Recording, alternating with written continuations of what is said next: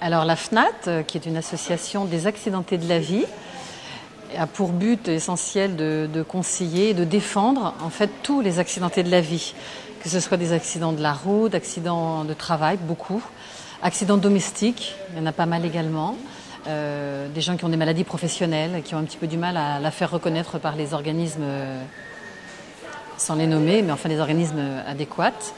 Et on est des que tout seuls, ils ont du mal à se défendre face aux administrations. Voilà, donc notre rôle, c'est vraiment de les défendre, et des fois, ça va jusqu'au tribunal, quand il faut vraiment. Et des fois, ça peut durer 3 mois, 6 mois, 1 an, 2 ans. Des fois, les procès sont longs avant de pouvoir faire reconnaître une maladie professionnelle ou un accident de travail. Voilà, c'est vraiment notre rôle essentiel. Hein. Alors, une des missions de l'association, c'est de monter des campagnes de sensibilisation. Aujourd'hui, on a monté une campagne de sensibilisation au travers de FNATI, la peluche qui est la mascotte de l'association, la FNAT, l'association des accidentés de la vie. Et pour une peluche achetée par le public, 1 € est reversé à l'association Robert Debré pour améliorer le confort des familles et des enfants hospitalisés.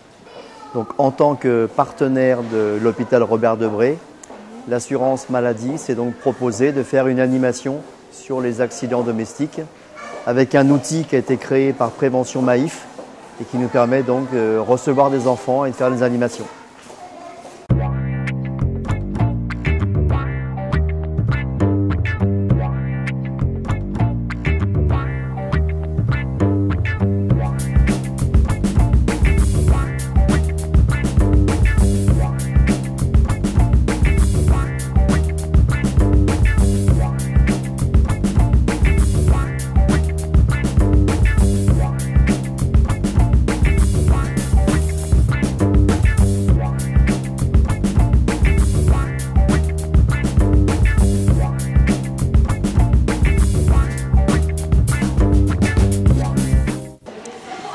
Alors l'association au niveau des accidents domestiques, effectivement, des adhérents viennent nous voir parce qu'ils ont des problèmes avec leurs assurances, qu'ils veulent pas bien les couvrir et comme ils sont pas trop au fait un peu par rapport à la législation, par rapport à ce qu'ils peuvent faire, les démarches, qui aller voir.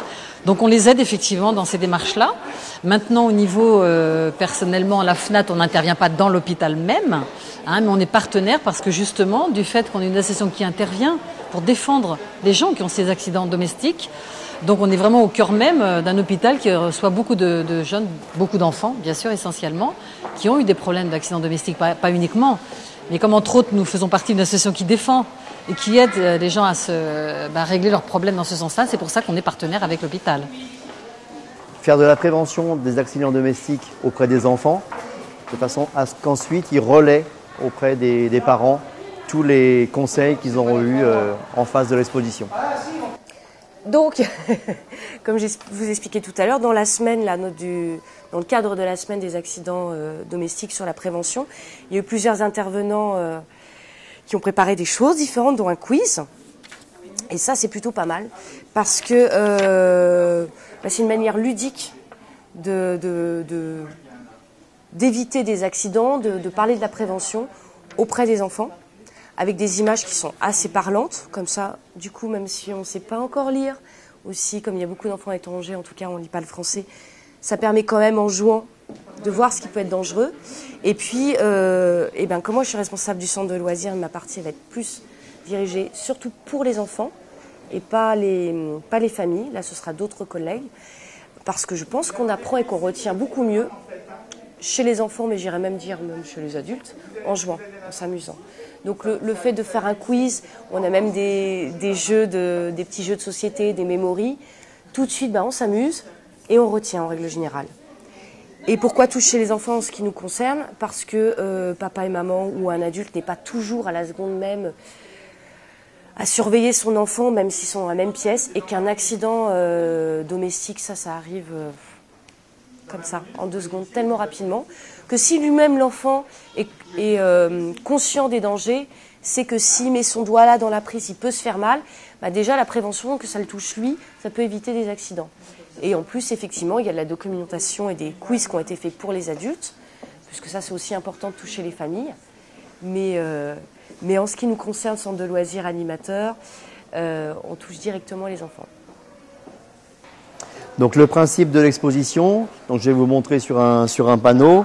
Par exemple, le salon dans la maison, il suffit qu'il y ait une cheminée. Ce qui peut être dangereux, ce sont les allumettes. Donc ne pas laisser les allumettes à portée des enfants. Une fois que les parents ont consommé l'apéritif entre amis, souvent quelques-uns laissent un petit peu de fond de verre ou laissent des cacahuètes dans un petit ramequin. Là, il est dangereux pour les enfants de consommer des cacahuètes. En plus, sachant que c'est interdit, ils vont les consommer relativement rapidement et on risque un étouffement, par exemple. Ce genre de choses. Une cigarette qui reste allumée dans un cendrier, pour un enfant, c'est tentant d'essayer de fumer. Et malheureusement, c'est très chaud et il peut se brûler. Donc on est vraiment dans le concret pour les enfants. Et là, jusqu'à maintenant, j'ai reçu les enfants de grande section de maternelle et premier âge de l'école primaire qu'au préparatoire. Et c'est vraiment l'âge où on prend des bonnes habitudes en matière de prévention. Écoutez, soyez vigilants, attention à vos téléphones portables, attention à la musique que vous écoutez sur les oreilles et qui finalement vous distrait un petit peu de l'attention que vous pouvez porter à votre enfant quand il est dans un environnement extrêmement qui peut être dangereux, qui peut être la voiture, qui peut être une cuisine, qui peut être une table avec un fer à repasser branché. La liste est longue. Le message que l'on va passer, enfin que l'on pourrait passer et qu'on souhaite passer aux parents, c'est surtout justement d'être sensible à la prévention. C'est pour ça l'intérêt de ces manifestations et de ces 2 journées où on peut présenter la FNAT et également d'autres intervenants que vous allez interviewer à leur tour, c'est justement de beaucoup faire de prévention. Parce que pour quels que soient les accidents et surtout les accidents domestiques, c'est beaucoup la prévention, l'information qui permet qu'effectivement on va limiter les accidents. Il y en aura toujours un petit peu, mais le plus gros du travail c'est de faire de la prévention et d'informer les gens, d'être vigilants. Donc pour les enfants, il y a 2 messages bien distincts.